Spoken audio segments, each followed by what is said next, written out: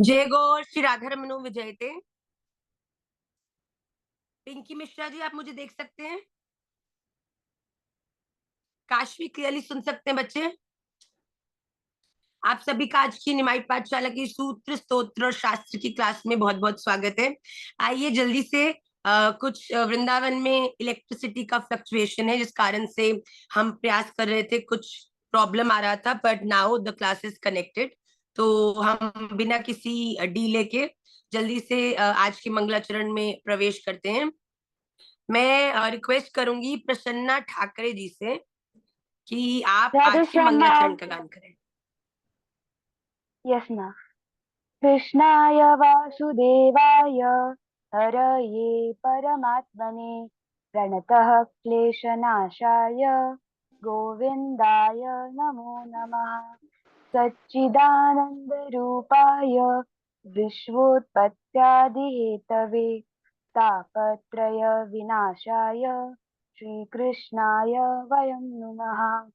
वन्देऽहं श्रीगुरौ श्रीयुत्पद्कमलं श्रीगुरुं वैष्णवांश्च श्रीरूपं साग्रजातं सहगण रघुनाथान्वितं तं सजीवं साद्वैतं सावधूतं परिजनसहितं कृष्णचैतन्यदेवं श्रीराधाकृष्णपादान् सहगणललिता श्रीविशाखान्वितांश्च अहो भाग्यं गौरमार्गानुवर्तिनां देवो राधारमण्यत्र यद्गुरुर्गुणमञ्जरी पञ्चतत्त्वात्मकं कृष्णं भक्तरूपस्वरूपकं भक्तावतारं भक्ताख्यं नमामि भक्तशक्तिकं। हरे कृष्ण कृष्ण कृष्ण हरे हरे, हरे राम राम राम हरे हरे। श्री राधा श्री रमण राधा रमण लाल की जय। जय। श्रीमन चैतन्य श्रीमन चैतन्य महाप्रभु महाप्रभु की जय। श्री वृंदावन वृंदावन धाम धाम की की जय। श्री श्री गोपाल भट्ट गोस्वामी जी भगवत स्वामी महाराज जी महाराज की की जय। सभी भक्त वैष्णव वृंद वैष्णव की वृंद की जय। Very good Prasanna. जय जय श्री थैंक यू माँ। राधे। जय जय जय श्री जय श्री राधे राधे। श्री जय राधे जय श्री जय जय राधे श्री श्याम राधे निताई श्याम गौर। निताई गौर हरि बोल गौर प्रेमानंदे हरि हरि बोल। जय हो। वांछा कल्पतरुभ्यश्च कृपा कृपा सिंधुभ्य एव च पतिता नाम पावनेभ्यो वैष्णवेभ्यो नमो नमः। Very good, very good. Phenomenal and flawless उच्चारण। Very very proud of you बच्चे। सबसे पहले श्री राधा रमन लाल के श्री चरणों में मैं प्रणाम करती हुई, उनके चरणों में अपने अनंत प्रेम को समर्पित करती हुई, अपने सदगुरुदेव महाराज के दिखाए हुए रास्ते के प्रति, श्रीमन चैतन्य महाप्रभु जी के दिखाए हुए मार्ग के प्रति अपनी पूर्ण समर्पण निष्ठा को व्यक्त करती हुई और आप सबके प्रति अपने खूब सारे वात्सल्य को बताती हुई, दिखाती हुई, सदैव प्रार्थना करती हुई आप सबका आज की क्लास में स्वागत करती हूँ। आज की क्लास में बहुत सारा कुछ करने वाला है। आज हम श्रीमद् भगवत गीता के 11 चैप्टर में आगे बढ़ने वाले हैं। आज हम नेक्स्ट टू नामापराध करने वाले हैं। आज विष्णु सहस्त्र नाम के भी अगले 2 श्लोक हम लोग पढ़ने वाले हैं। Last but not the least, हम एक बहुत सुंदर सूत्र के साथ क्लास को कंक्लूड भी करेंगे। A very good news for all the Nimai Pathshala students. हम लोग निमाई पाठशाला के अंतर्गत एक दिन का एक क्रैश कोर्स कर रहे हैं, जिसमें एक दिन में आपको चतुर्श्लोकी भागवतम के चारों श्लोक याद कराए जाएंगे। ये फ्राइडे को होने वाला है। 1 घंटे की क्लास होगी। श्री चतुर्श्लोकी भागवतम क्या है, कहाँ से आई, क्यों है, कहाँ पे इसका वर्णन है, ये किसने कही, किससे कही, इसको गाने का क्या प्रभाव है, सब कुछ आपको इसमें बताया जाएगा। ऐसा मान्यता नहीं है, ऐसी बिल्कुल सत्यता है कि जो भी व्यक्ति रोज श्री भागवत महापुराण की चतुश्लोकी भागवतम का गान करता है, उसे प्रतिदिन संपूर्ण श्रीमद् भागवत महापुराण के पाठ का पुण्य मिलता है। तो ये 4 श्लोक जिससे पूरी भागवत जी लिखी गई हैं, इनके रोज गान करने से आपको खूब आपकी भक्ति में आपको और प्रकाश मिलता है। तो फ्राइडे को हम लोग एक दिन का ये क्रैश कोर्स करने वाले हैं।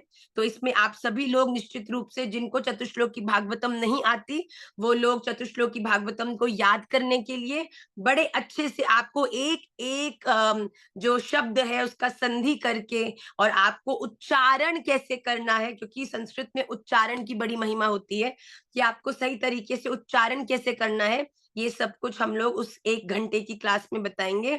उसके बाद एवरी डे आप लोग भी बड़े इजीली चतुश्लोकी भागवतम का गान करेंगे।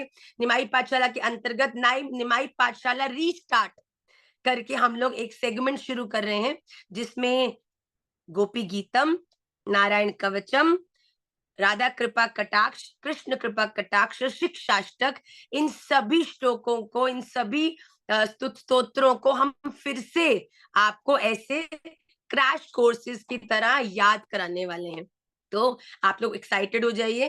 तो आप इस और जो ये फ्राइडे वाला कोर्स है, इसके लिए हम रजिस्ट्रेशंस भी करेंगे, बिकॉज इसका जो लिंक होगा कनेक्ट करने का वो अलग होगा, तो वो आपको दे दिया जाएगा और आप उससे हमको बता दीजिएगा कि यू आर इंटरेस्टेड। ये फ्री ऑफ कॉस्ट है। निमाई पाठशाला का उद्देश्य आपसे धन अर्जन करना नहीं, बल्कि आप सबको परम धनी बनाना है, ज्ञान का धनी, प्रेम का धनी। तो आप सभी लोग निश्चित रूप से कनेक्ट करके ये बड़े अद्भुत अलौकिक वो श्लोक जो स्वयं भगवान ने ब्रह्मा जी को दिए हैं, तो इनका हम लोग अवश्य इनके बारे में जानकर, इनको याद करके एवरी डे इनको हम गाने का भी अभ्यास करें। एक और वेरी इंपॉर्टेंट अनाउंसमेंट, 27 जून को रथ यात्रा हो रही है वृंदावन में, और बहुत सारे वैष्णव पूरे भारतवर्ष से इधर उधर से आ रहे हैं। तो आप भी अगर आने के इच्छुक हैं तो प्लीज हमसे कनेक्ट करके हमको बताइएगा, जिससे कि आपके रहने और खाने पीने की हम व्यवस्था कर सकें।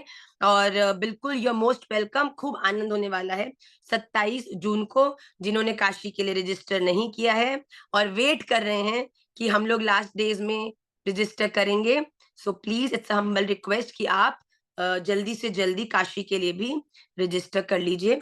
आइए बिना किसी विलंब के आज की मूल कक्षा में हम प्रवेश करते हैं।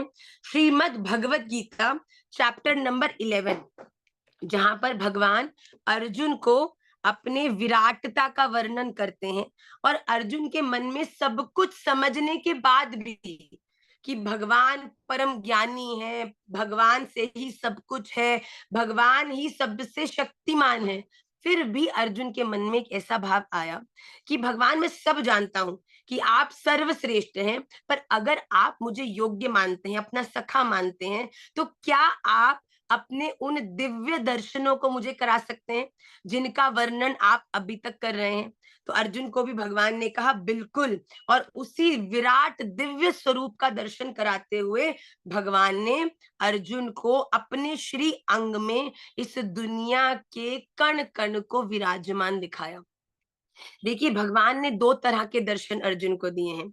एक दर्शन वो जो अच्छे कर्म करने वाले लोगों को दिखाई देते हैं, पर एक दर्शन जो हरि रूप के दर्शन है, जिसमें भगवान ने अर्जुन को ये भी दिखाया कि अर्जुन, जो व्यक्ति अपने जीवन में प्रतिकूल होकर कर्म करता है, उनकी गति भी कैसी होती है।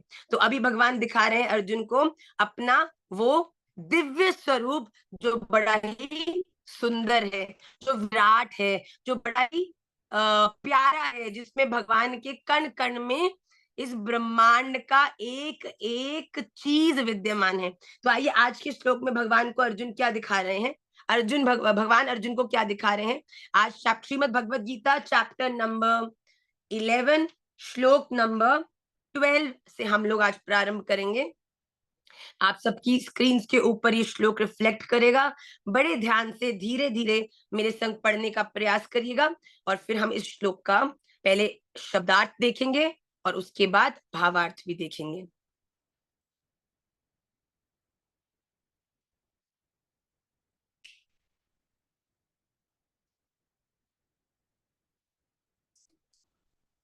आगे आ गया।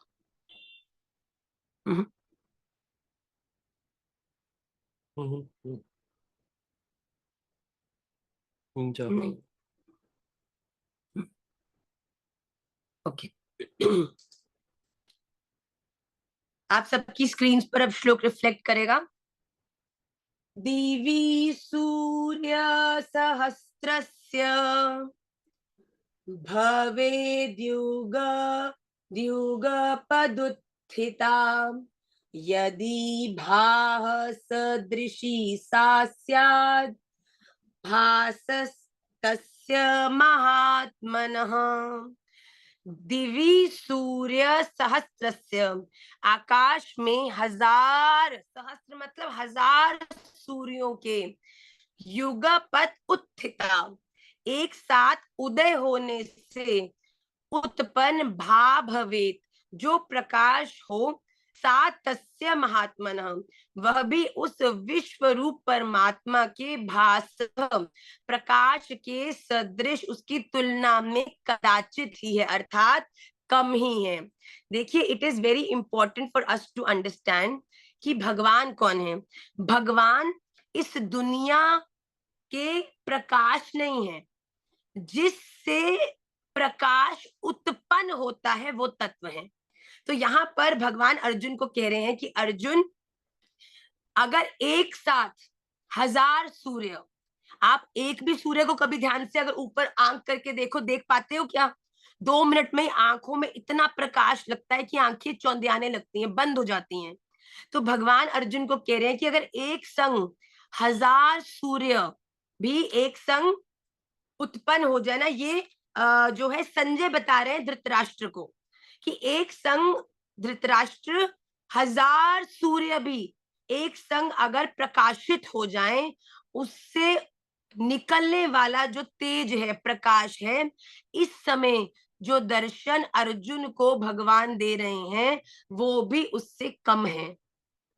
तो जो संजय अपनी दिव्य दृष्टि से देख पा रहे हैं कि भगवान ने अर्जुन को कैसे दर्शन दिए, तो उसका वर्णन करते हुए धृतराष्ट्र को भगवान के दर्शनों के बारे में बताते हुए संजय कह रहे हैं कि हजार सूर्यों का तेज भी कदाचित ही है, कम ही है भगवान के प्रकाश के तुलना में। अगला श्लोक देखिए, आप सबकी स्क्रीन पर रिफ्लेक्ट करेगा।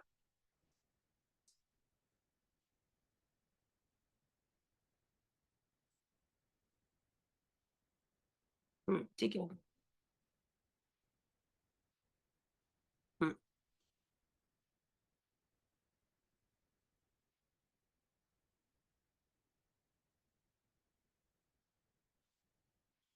तत्रैकस्थं जगत्कृत्स्नं प्रविभक्तम् अनेकधा अपश्यद्देव देवस्य शरीरे पांडवस्तदा। पांडवः तदा अनेकधा, पांडुपुत्र अर्जुन ने तदा उस समय अनेकधा अनेक प्रकार से प्रविभक्तम, विभक्त अर्थात पृथक पृथक, कृत्स्नम जगत संपूर्ण जगत को, देव देवस्य देवों के देव भगवान श्री कृष्ण के, तत्र शरीरे उस शरीर में, एक जगह पे, अपश्यत देखा। भगवान का श्री अंग इतना विशाल था, इतना विशाल था कि अर्जुन ने क्या देखा?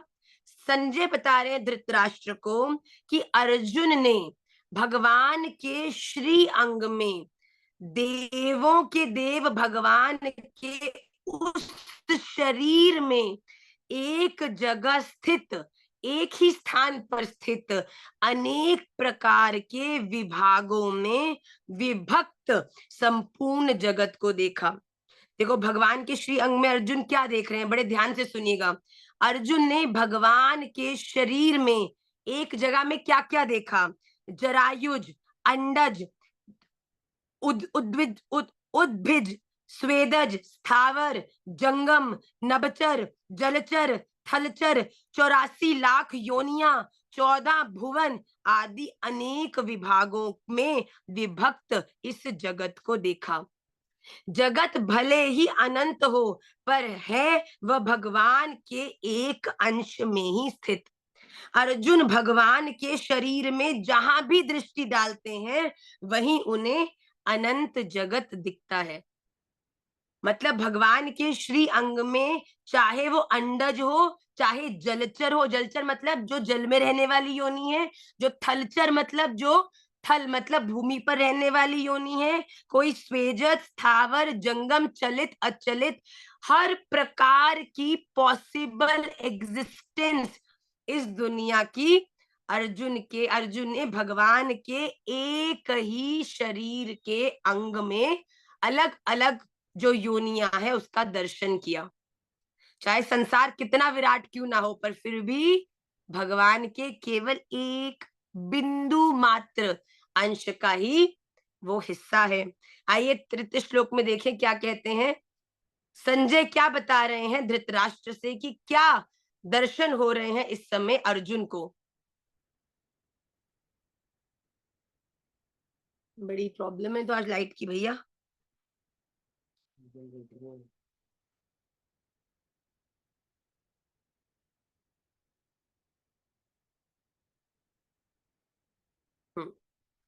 ततः स विष्टम ततः स विस्मयाविष्टो हृष्टरोमा धनञ्जयः प्रणम्य शिरसा देवं कृताञ्जलिरभाषत।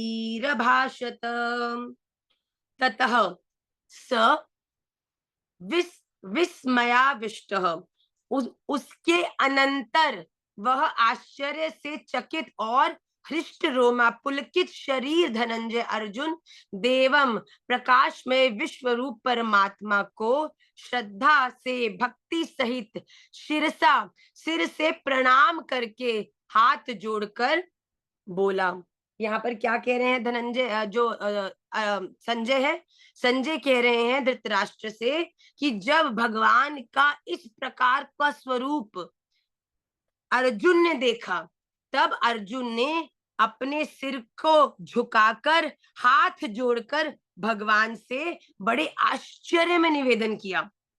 जैसे कोई व्यक्ति कोई बड़ी एक दुर्लभ चीज को एकदम से देख ले और कहते राधा रमन, यही है राधा रमन, देखो सामने खड़े राधा रमन, मेरे Radha Raman, oh my God Radha Raman. कोई हमको अनएक्सपेक्टेड, एक बार हम लोग क्या दिल्ली से आ रहे थे, अभी हम लोग चंडीगढ़ थे निर्जला एकादशी के लिए, तो हम लोग वापस आ रहे थे श्रीधाम वृंदावन। तो रास्ते में हम लोग एक स्थान पर कुछ ग्रहण करने के लिए, बच्चों के लिए कुछ पानी वानी लेने के लिए हमने गाड़ी रुकवाई, तो हम कोई था नहीं, तो हम खुद ही उतरकर नीचे चले गए। तो हम जल ले रहे थे, तो पीछे से भीषण एक रोती हुई महिला हमारे पास आई और हमको छू दिया। हमने कहा कौन है भैया? उसने बोला कि आप निमाई पाठशाला माता जी हैं। तो हमने कहा हाँ। तो कहती आप सच में निमाई पाठशाला माता जी हैं? हम तो आपको रोज देखते हैं, हमको यकीन नहीं हो रहा। वो 2 मिनट में उसने पूरा वहां पे अपना परिवार इकट्ठा कर लिया और बार बार हमको छू छू के देखे कि ये माता जी सच में खड़ी हैं कि नहीं।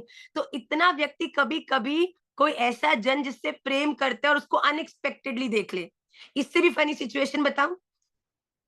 अभी हम लोग अमृतसर से जब चंडीगढ़ आ रहे थे, तो निमाई ने कर दिया वॉशरूम और हम रास्ते में उतरे एक जगह पे। तो मैं उसको लेके गई वॉशरूम चेंज करने के लिए, और मैं वहां पे उसको चेंज करी। इतने में मैंने एक देखा कि एक माता जी, एक स्त्री 5 मिनट से हाथ ही धोए जा रही हैं। तो मैं देख रही हूँ भैया हाथ इतना कितना हाथ धो रही है, माना कोविड है। तो मैंने जरा उनकी तरफ जब देखा, तो वो शीशे में नीचे तो हाथ धरी, पर वो देख मुझे रही थी।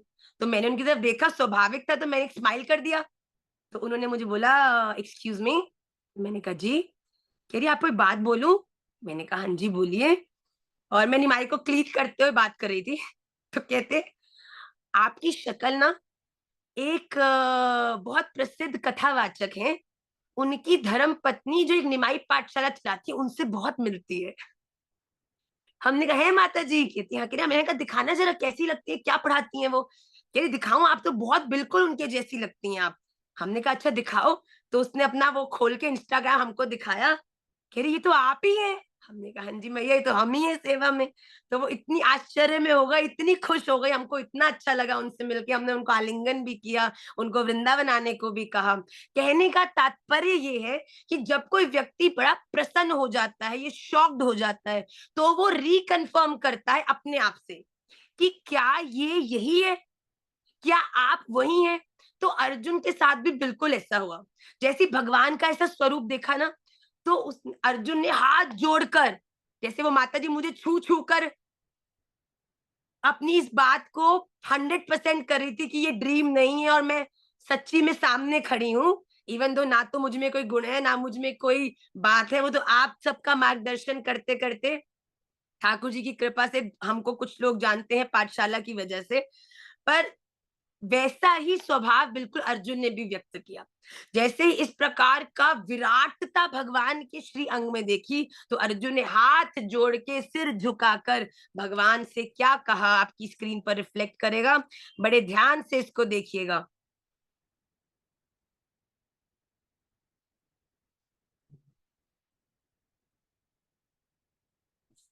आज की क्लास का ये लास्ट श्लोक भी है।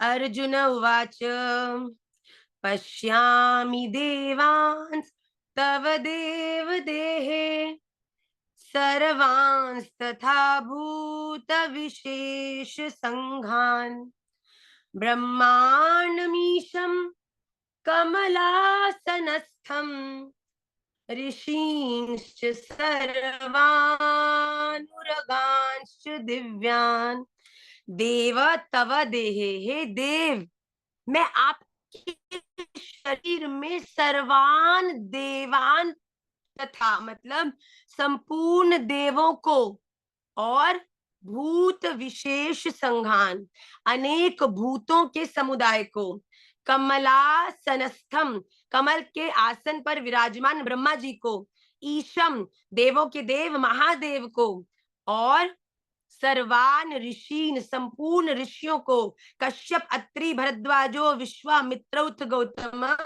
जमदग्नीर वशिष्ठ सप्ते ऋषि स्मृत, ये सभी सप्त ऋषियों को और दिव्यान उर्गान पश्यामी तथा दिव्य को देखता हूँ। यहाँ पर क्या कह रहे हैं अर्जुन से भगवान, भगवान से अर्जुन की भगवान, ये अनबिलीवेबल है। क्यों? क्योंकि एक ही समय पर मैं आपके श्री अंग के अंदर न जाने कितने प्रकार के भूतों को,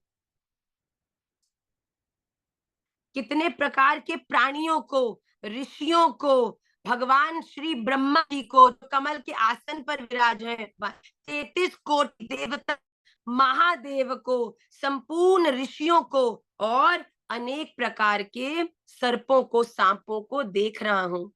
तो अर्जुन क्या बोल रहे हैं? वो सब चीजें बोल रहे हैं जिस जिस पर उनकी दृष्टि पड़ रही है। अर्जुन इस समय बड़े हैरान हैं, रिकन्फर्म कर रहे हैं कि क्या ये सत्य है भगवान, कि आपने मुझे ये सब दिख रहा है इस समय।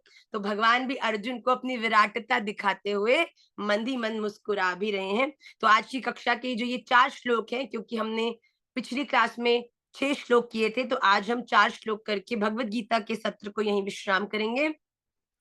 आइए जल्दी से, श्री मद भगवत गीता तो हो गई, पर हम जो नामा अपराध की जो श्रृंखला है उसमें हम लोगों ने 6 नामा अपराध अब तक करे थे। तो मैं नाम की होता जाएगा। मनलाल खेल रहे हैं कि लाइट आ रही है जा रही है, आ रही है जा रही है, इसलिए हमने आज वाईफाई से भी कनेक्ट नहीं किया हुआ। Can you see me?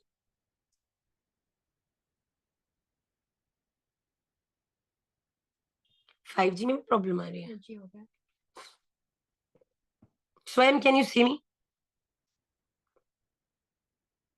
Voice is a problem.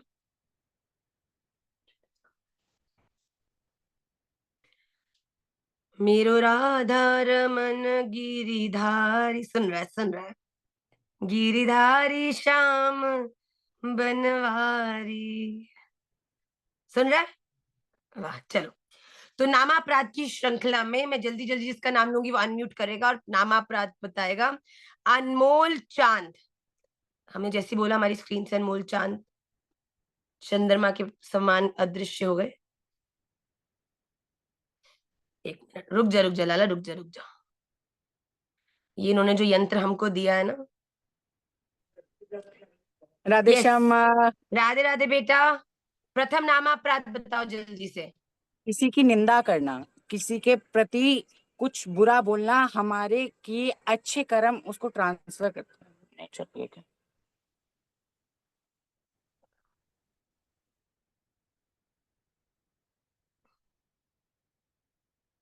Shri Radhe, Anmol,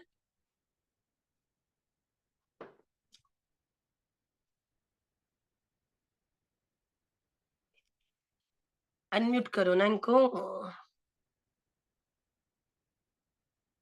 okay, अनमोल ने बिल्कुल सही पहला नामापराध बताया कि पहला नामापराध है किसी की निंदा करना। आप किसी के प्रति भी जब कोई द्वेष रखते हो ना, निंदा करते हो, तो मुझे पता है क्या, आपको एक बात बताऊं, वो व्यक्ति आपके दिल और दिमाग में घर बना लेता है। वो आपके चिंतन में बैठ जाता है और आप अच्छी चीजें सोचने और करने के बिल्कुल विपरीत आप उल्टे कामों में, उसका अहित करने में, उसके बारे में गलत बातें बोलने में अपनी एनर्जी, बुद्धि, सब कुछ वेस्ट करते हो, जिसके कारण अंत तो गत्वा आपकी जो कर्म है वो भी गलत होते हैं और गति भी गलत ही होती है। तो हम किसी की निंदा नहीं करें। सेकंड नामा अपराध में निवेदन करूंगी खुशी भरद्वाज जी से।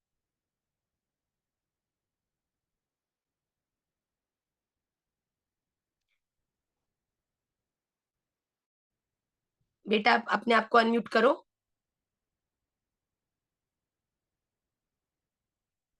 राधे Yes. श्याम माँ, द राधे- नेक्स्ट नाम अपराध is कि अश्रद्धालु व्यक्ति या जो ऐसा व्यक्ति हो जिसे नाम की महिमा जानना नहीं चाहता हो, उसको ऐसा ज्ञान नहीं देना चाहिए जो उसकी वैल्यू ना करे। जैसे कि हिरण्यकशिपु, वो व्यक्ति जो आपके इष्ट के प्रति, आपके भगवान के नाम के प्रति श्रद्धा नहीं रखता। श्रद्धा नहीं रखने में और उल्टी बातें बोलने में भी अंतर है। कोई व्यक्ति जो खुद नहीं मानता पर आपके मानने में सहज है, वो भी आपका मित्र होने के योग्य है, क्योंकि कभी ना कभी उसकी श्रद्धा हो जाएगी भगवान के नाम में। पर कोई ऐसा व्यक्ति जो उल्टा बोलता हो, जो निंदा करता हो आपके भगवान के नाम की, उस ऐसे कुपात्र को जबरदस्ती भगवान के नाम का ज्ञान देना, ये भी अपने आप में एक नामापराध है। Very good. Third नामापराध Sheetal Tiwari ji.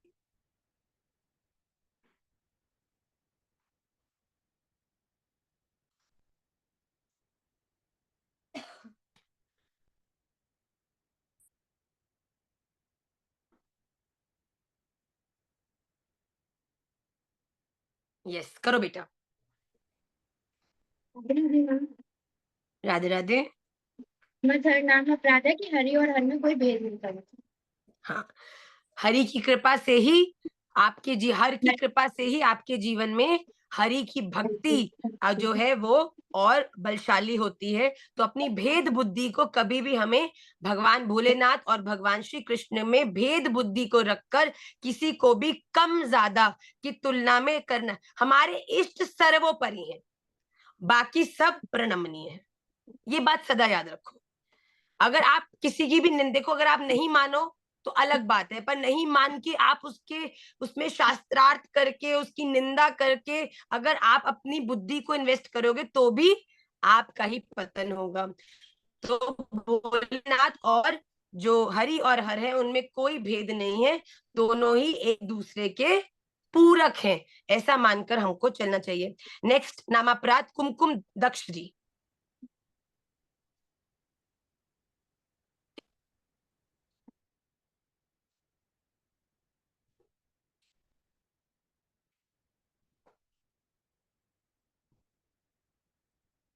Yes. Why is it so slow? हाँ हाँ बेटा, अनम्यूट करो।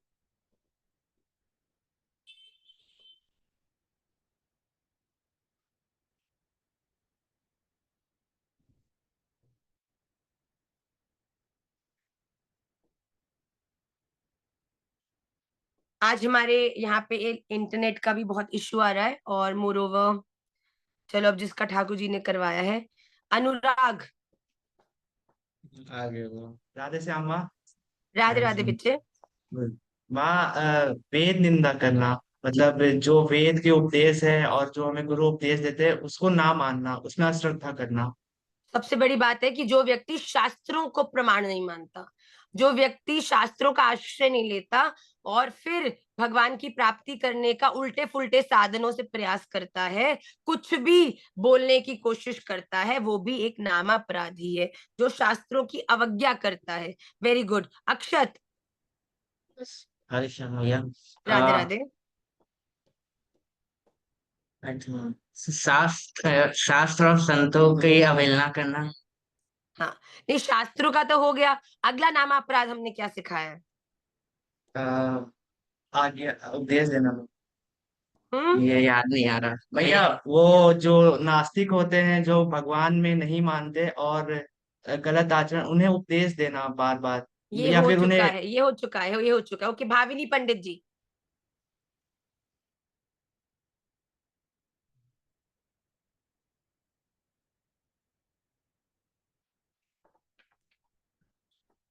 नेक्स्ट नामापराध है, वो ये कहता है कि हमें हमेशा नाम के अनुकूल अपने जीवन को व्यतीत करना चाहिए। अगर हमने नाम भगवान का आश्रय लिया है और आश्रय लेने के बाद हम उल्टे काम करते हैं, इधर उधर की बातें करते हैं, आहार व्यवहार और विचार की शुद्धि नहीं रखते, तो भी ये एक नामापराधी है। तो हमें सदा इस बात का ध्यान रखना चाहिए कि जब हम नाम भगवान का आश्रय लेते हैं तो आचरण भी हमारा नाम के अनुकूल हो। आइए आज की क्लास के जो अगले दो नामापराध है उनकी तरफ हम लोग प्रवेश करते हैं।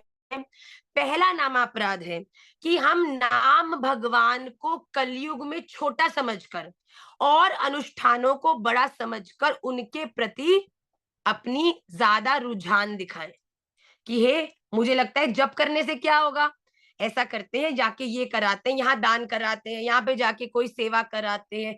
ये सब चीजें अच्छी हैं, पर कलयुग में जो नाम आपको ऊर्जा दे सकता है, नाम आपके जीवन में परिवर्तन ला सकता है, उस पावर को नाम के अलावा भगवान ने इस युग में किसी चीज को नहीं दिया। चाहे वो तप हो, चाहे वो यज्ञ हो, चाहे वो कुछ भी हो, भगवान के नाम से ऊपर कुछ नहीं है। आप यज्ञ ना करो, आप तप ना करो, आप सेवा मत करो, आप कुछ मत करो, पर अगर आपने भगवान के नाम के प्रति पूरी निष्ठा रख के अपना जप प्रचार कीर्तन अच्छे से किया तो बात बन जाएगी। पर अगर आपने भगवान के नाम को, ये तो बड़ा आसान है, और जो चीज हमें आसानी से मिल जाती है उसकी कदर होती है किसी को जिंदगी में? भगवान का नाम तो घर बैठे भी ले सकते हैं, बैठे बैठे भी ले सकते हैं, चलते फिरते भी ले सकते हैं। तपस्या में तो कितना कहीं जाना पड़ता है, वहां जाके व्यवस्था करो, इतने कठिन कठिन भूमि पर सो, उसके बाद कुछ खाओ मती, ये करो वो करो, फिर तो फील आती है कि हाँ भैया भगवान के लिए कुछ कर रहे हैं। भगवान ने कहा अरे मूढ़ मतियों, कोई जरूरत नहीं है। कलयुग में मैंने कह दिया है, केवल जहां बैठे हो खाते पीते मजे करते हुए नाम भगवान का पूरे मन से आश्रय लो। भगवान नाम के पास अगर अगर यज्ञ के पास 100 गुना पावर है ना, तो भगवान के श्री नाम के प्रति 1 करोड़ गुना पावर है। तो जो चीज सहज मिल रही है उसको सामान्य मत समझो। और सेकंड, आज का जो क्लास का सेकंड नामापराध है वो है अपने गुरु के द्वारा दिया हुए नाम में रुचि न रखना। गुरु के दिया हुआ, गुरु का सिखाया हुआ नाम में रुचि न रख के और नामों के प्रति आकर्षित होना, गुरु के द्वारा बताए हुए ज्ञान को अमान्य मानना।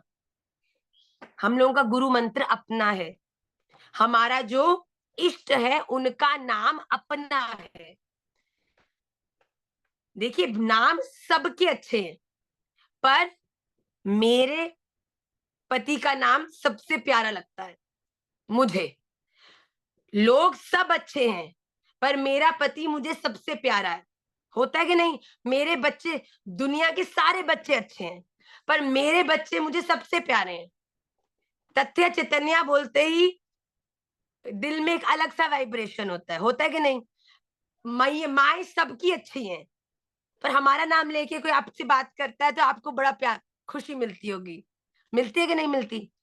ऐसे ही होता है, भगवान के भी सभी नाम प्रभावशाली हैं, पर आपके गुरु के द्वारा दिया हुआ नाम ही आपके ऊपर सबसे ज्यादा फलीभूत होगा। इसीलिए गुरु की अवज्ञा करना भी एक नामा अपराध है, और नाम भगवान के तुल्य या उससे ऊपर किसी और अनुष्ठान को मानना भी भगवान नाम की ही निंदा है। इन दोनों बातों का हम ध्यान रखें, और आइए कक्षा के अगले सत्र की ओर हम बढ़ते हैं। आज तो खूब इनकी स्क्रीन ने हमको परेशान किया है। आज की विष्णु सहस्त्र नाम के जो 2 श्लोक हैं, जल्दी से हम उनका उच्चारण करते हैं और फिर हम लोग आगे सूत्र की ओर बढ़ेंगे। आज का सूत्र आपको बहुत रिलैक्स करने वाला है, बहुत ही अच्छा है।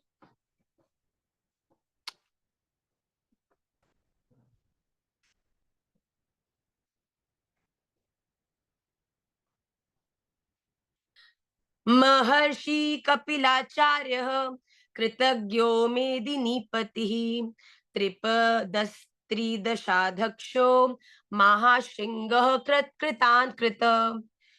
ये महर्षि कपिलाचार्य अर्थात सांख्य शास्त्र के प्रणेता भगवान कपिलाचार्य का नाम भी भगवान का ही नाम है। कृतज्ञ, किए हुए को जानने वाले, यानी अपने भक्तों की सेवा को बहुत मानकर अपने को उनका ऋणी मानना, ऋणी समझने वाले भी भगवान है। अर्थात आपके द्वारा किया हुआ छोटे से छोटा जेस्चर भी भगवान को ऋणी बना देता है आपके प्रति।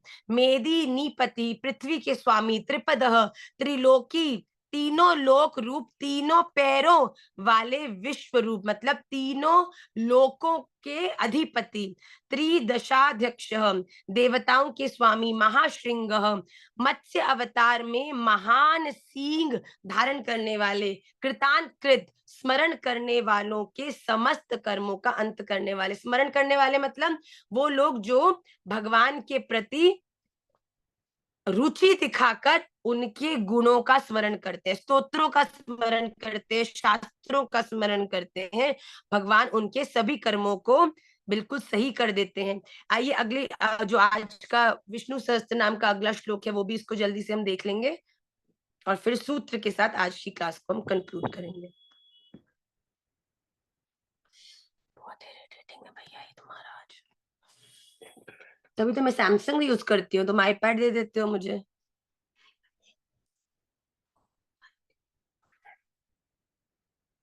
विकलांग हो जाते हैं हम। महावीराहो गोविंद सुशेष कनकांगदी गुह्यो गभीरो गहनो गुप्त चक्र गदाधर। महावराह, हिरण्याक्ष का वध करने के लिए महावराह रूप को धारण करने वाले। गोविंद, नष्ट हुई पृथ्वी को फिर से प्राप्त कर लेने वाले, मतलब कि वो जो बार बार पृथ्वी को विश्राम भी करते हैं और पुनश्च उसे फिर से उसे सुसज्जित भी करते हैं। सुशेष, पार्षदों के समुदाय रूप सुंदर सेना को सुसज्जित करने वाले, मतलब जिनकी सेना में सभी पार्षद विद्यमान रहते हैं। कंकांगदी, सुवर्ण का बाजूबंद धारण करने वाले। गुह्य, हृदयाकाश में छिपे रहने वाले, आपके चित्त में हमेशा रहने वाले। गभीर, अतिशय गंभीर स्वभाव वाले। गहन, जिनके स्वरूप में प्रविष्ट होना अत्यंत कठिन है, अर्थात जिनके चिंतन, जिनके बारे में जानकर जिनको समझना बड़ा ही कठिन है।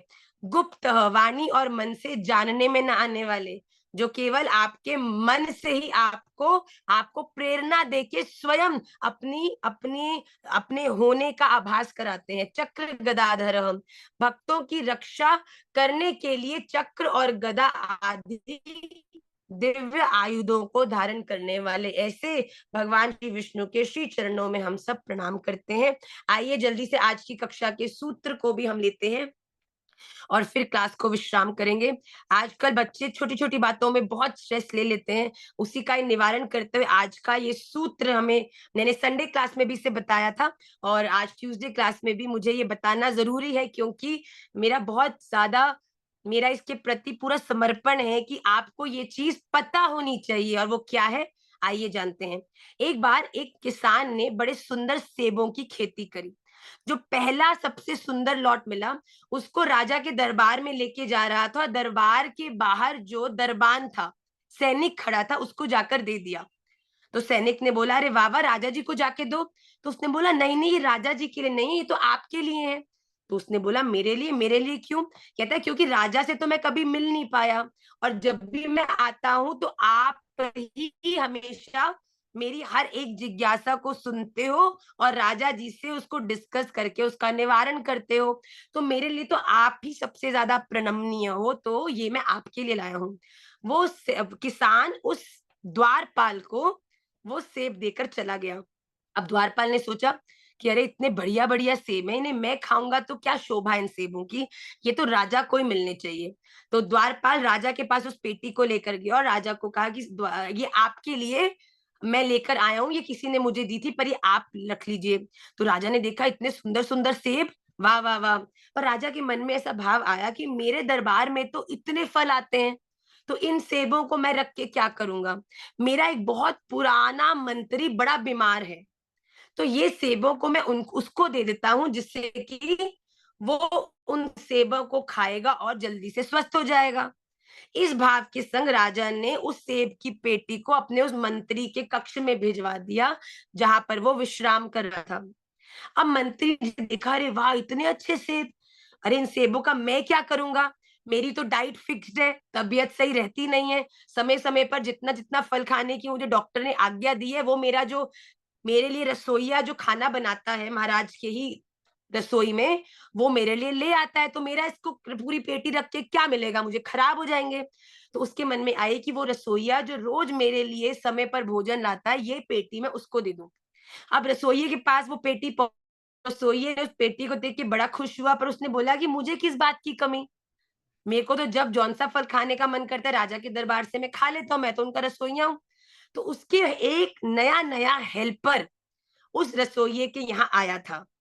तो उसने बोला ये नया नया हेल्पर आया है, गरीब घर से, ये पेटी मैं इसको दे देता हूँ, इसके घर में बच्चे बच्चे भी हैं, तो वहां ले जाएगा, बच्चों को भी खिलाएगा, बड़ा खुश हो जाएगा। तो उस राजा के जो महाराज था, उसने जो पेटी थी सेब की वो अपने हेल्पर को दे दी। अब हेल्पर पेटी लेके बड़ा खुश, अरे वाह, काम करते 4 दिन नहीं और मजेदार बिल्कुल लाल लाल सेब की पेटी मिल गई। अभी वो खुश हो ही रहा था तो उसके मन में एक भाव आया, राजा के राज्य में नौकरी मिल गई, उनकी रसोई में हेल्पर बन गया, कितनी बड़ी कृपा है मुझ पे, पर ये हुआ किसकी कृपा से? तो उसके दिमाग में आया अरे भाई, वो जो राजा का द्वारपाल है ना, उसने ही तो राजा से सिफारिश करके मेरी नौकरी यहाँ लगाई है, ये सेब की पेटी तो राजा के द्वारपाल को ही मिलनी चाहिए। अब वो लेकर वापस पहुंच गया राजा के द्वारपाल के पास, वो पेटी लेकर, जो पेटी उसी ने राजा को दी थी। अब जैसी उस पेटी को देखा तो द्वारपाल मन ही मन मुस्कुराने लगा, एक बार भी ना लड़ाई नहीं किया, तुरंत पेटी को ले लिया और कहता अरे भैया, जो चीज मेरी है इस ब्रह्मांड में किसी का दम है जो मुझसे लेकर दिखाए?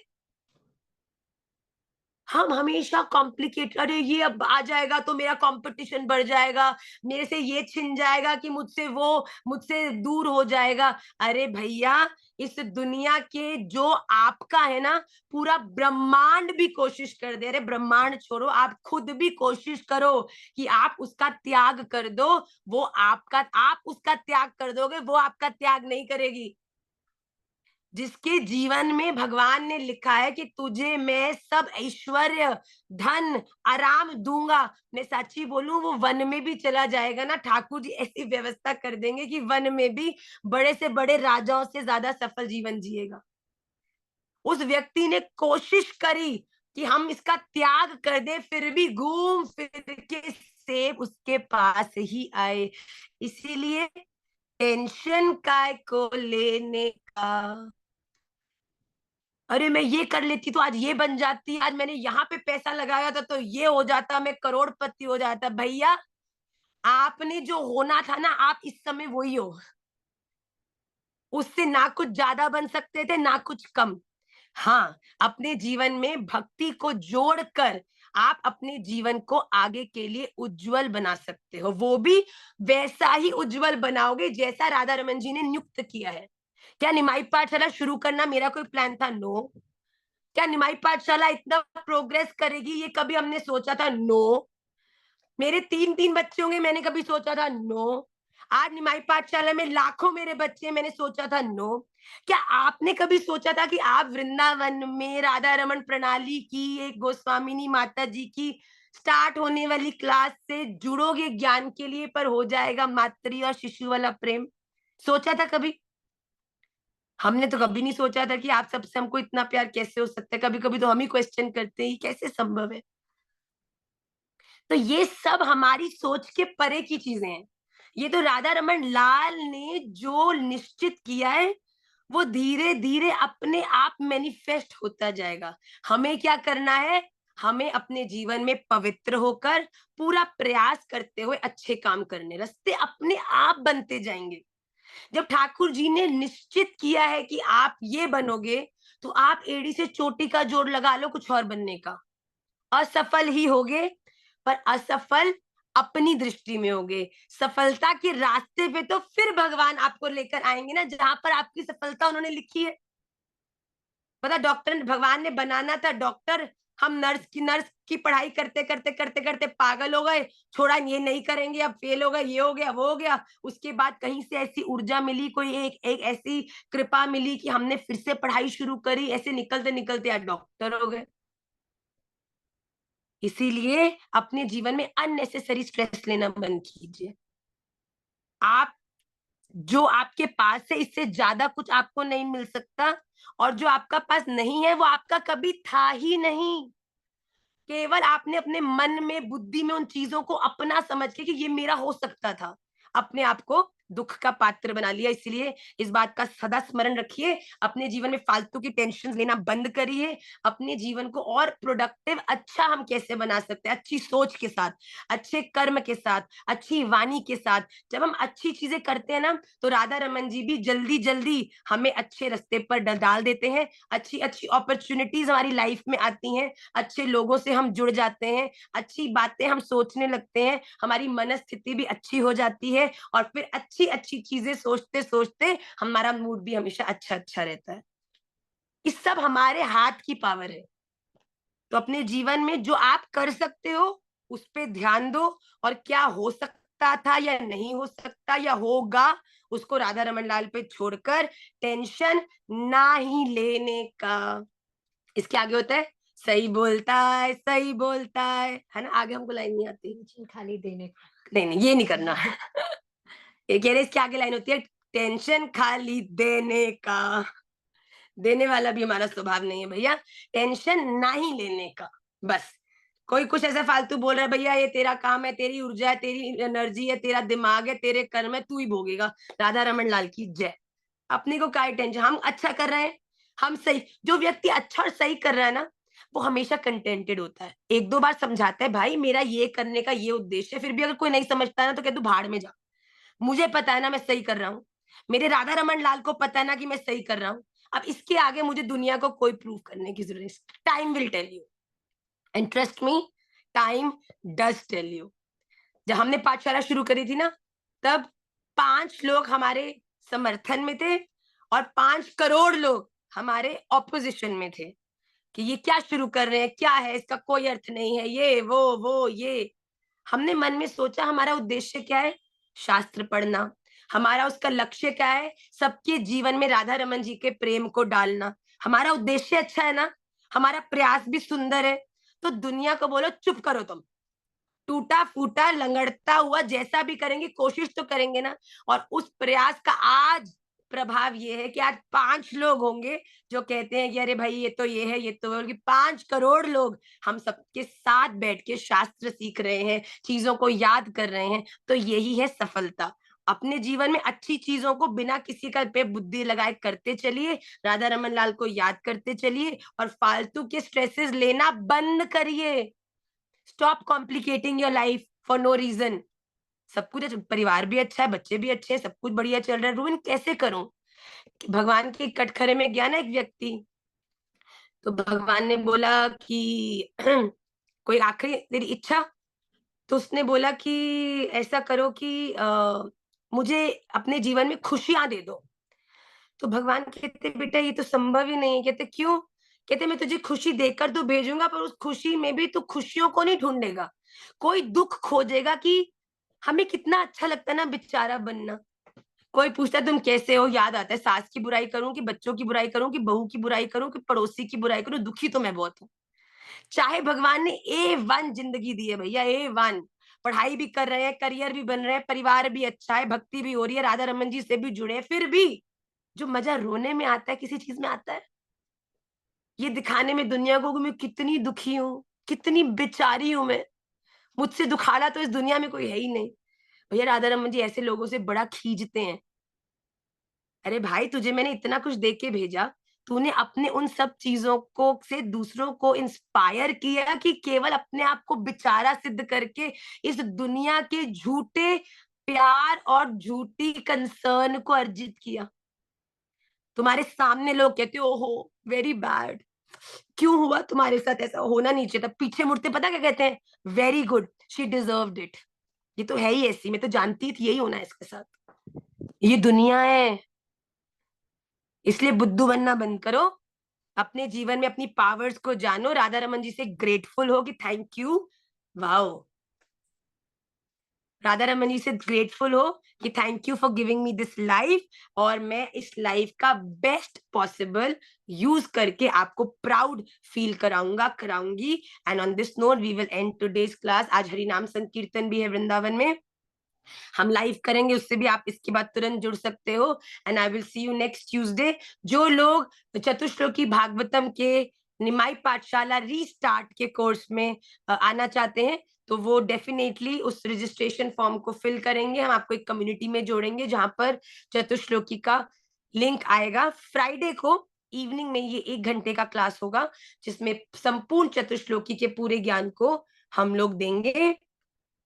और एक और मैं आज चाहती हूँ आप सब जोर से क्लैप करिए फॉर निमाई पाठशाला बिहार, जो कि बहुत ही आनंद से, बड़े एग्रेसिवली, बहुत ही पॉजिटिवली प्रचार सेवा आजकल कर रहा है, और बड़े ही विधि से, जिसमें वो हमारे द्वारा दिखाया हुआ सूत्र भी अपने कीर्तन में रखता है, और महाराज जी की कुछ कथा भी होती है।